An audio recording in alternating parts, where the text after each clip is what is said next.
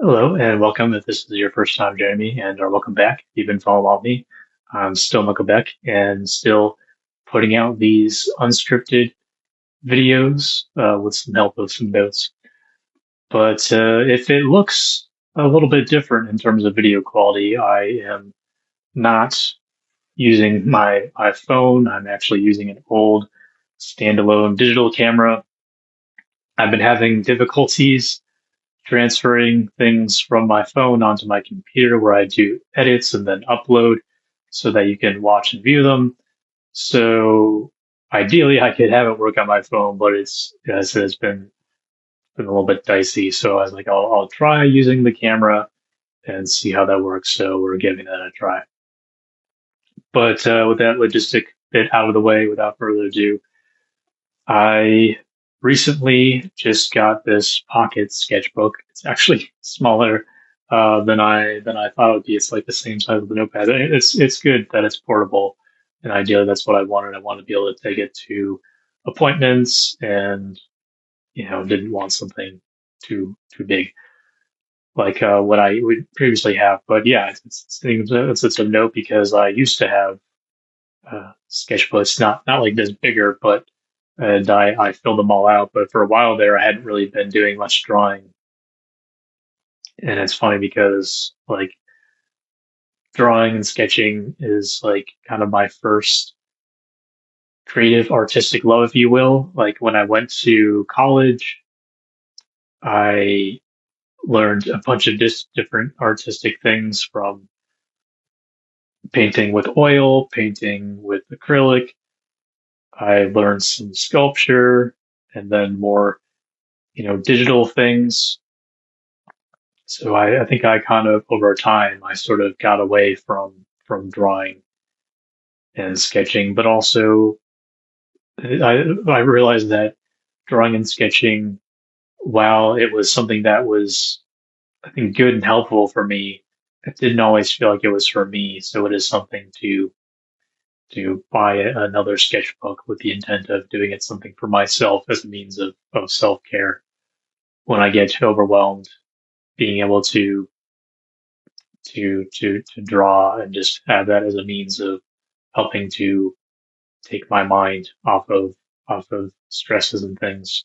So that's why I got it. But yeah, it got me thinking about just this idea. This is just the working title, but rely on what you do when you don't know who you are. And yeah, like I was saying that drawing and sketching is something that I did, but it wasn't even just something that I did over time. It became something that I was like known for. People knew me as this like artistic creative person, although it was just doing the drawing and sketching stuff. Like people became like I felt like I became known for that, and it was maybe fine and good for a while until I eventually realized that there were other people who were very creative, who were good at art, who were good at drawing and sketching, and arguably were better at drawing and sketching than I was, and that was a tough pill to swallow. And although I don't necessarily see myself as like a super competitive person, I think that I definitely felt a sense of competition and a great sense of envy at those other classmates who, yeah, seemed to be to me a threat to me, being that artistic creative person. I guess ultimately, like you could have more than one artistic creative people, but in my mind, it's like I was the artistic creative person, and it felt like an encroachment for other people to be doing the same. So yeah, and I think that I don't know, just it just got really complicated there. Um, yeah, just the way that it became not just simply something that I did that I enjoyed that I did for myself, but it became a performance thing of something that I felt like I was known for. A big part of like how I identified thought who I was and something that I felt like I had to keep up and maintain for others. And so all that just got me thinking of a Disney original film back in 1989, and it was called Brink with an exclamation point on the end. And yeah, I don't know if anyone watching would have seen or be familiar with that one. It's definitely a throwback. But not getting too much into the plot, it was a bit of, I guess, a sports movie, which I'm not typically into. But yeah, I enjoyed it. It was really heavily about, I guess, inline rollerblading is what you would call it. And yeah, so it kind of followed this one teen and his friends who were pretty obsessed with inline rollerblading, and obviously like more going on with the plot than that. But I'm not going to give, this is not a review, just using it as a reference point. But the reason I bring it up is because part of it is that there is like a bit of a, I don't know, you'd say angsty, but there is this teen who I mentioned, the particular character Brink, who or Andy Brinker, I guess is sort of the full name. Um, I guess yeah, people just call him Andy. I'm trying to remember. Um, but yeah, so he just had some times where he didn't get along with his parents, and his parents falling into financial trouble and strain, and that being a point of contention where he was trying to help out and potentially taking on responsibility that he didn't need to, or taking on some like risks that his parents didn't think were ultimately good for him, even though his heart was in the right place. And so there's one point where, or I guess kind of, it doesn't take place during the film.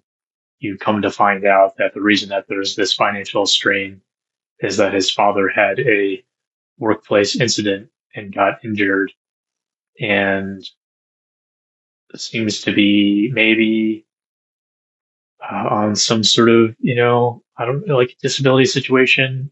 At least we know like he can't get back to work. I don't know if that's indefinitely or if it's just at the time, but yeah, that's definitely like a major plot point of the film, is that the father has had this injury and isn't able to provide the way that he used to, and so his son sees some opportunities, trying to find a way through this competition and through skating to earn some money, or through different means to earn money to help support the family.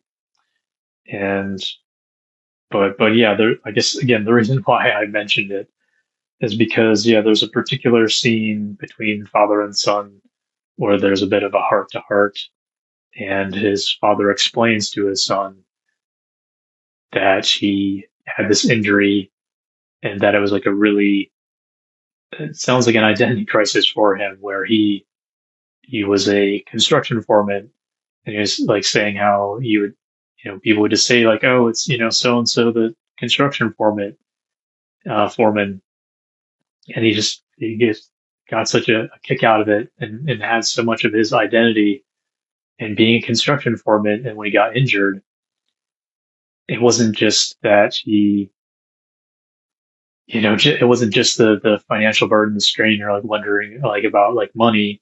It was also so much of his identity, because he didn't know who he was. Yeah, like once he lost that thing that was such a fundamental part of his identity. And so he tries to encourage his son, that he recognizes that skating is such a big part of his life, but tries to encourage him that skating is what he does, but it's not who he is. And so, yeah, I was trying to encourage him that something skating is something that he's like enjoys now and something that is like fun for him, but that could, something could happen. He Either he gets injured or his interests change and he tells him, you could never skate again, but you're still going to be Andy Brinker.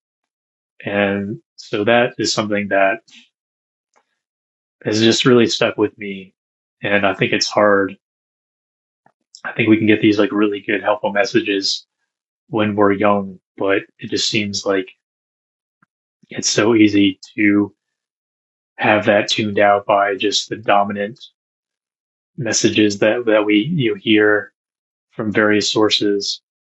And I think we just live in a culture that screams so loudly that what you do is who you are. And so it's hard to recognize and understand the benefits of finding your identity and other things, because so much of what we find our identity in, as was the case with the father in this movie, he got injured and and yeah, like things change and interests change, and yeah, I think especially if you're any kind of like athlete, it's so easy to get injured and then you can't do the thing anymore. And so yeah, like what is it? It just makes me think like who are we really? And yeah, where do we want to place our identity?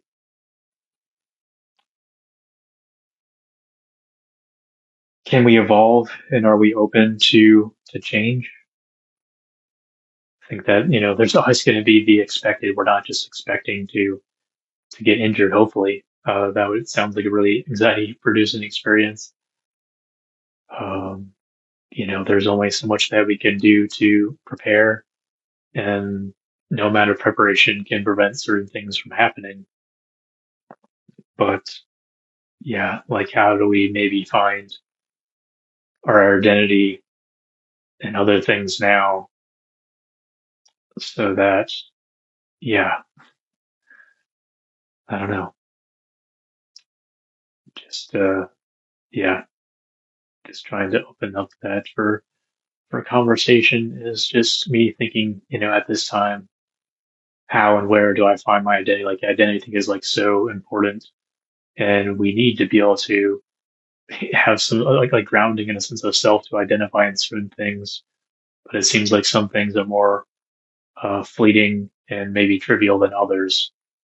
And I think that there are things maybe better to put our identity in than the work that we do and even our hobbies. I think it can be really easy, or again, something like me doing my creative work, doing these, you know, podcast YouTube videos. Like, these are not bad things. I think these are good things.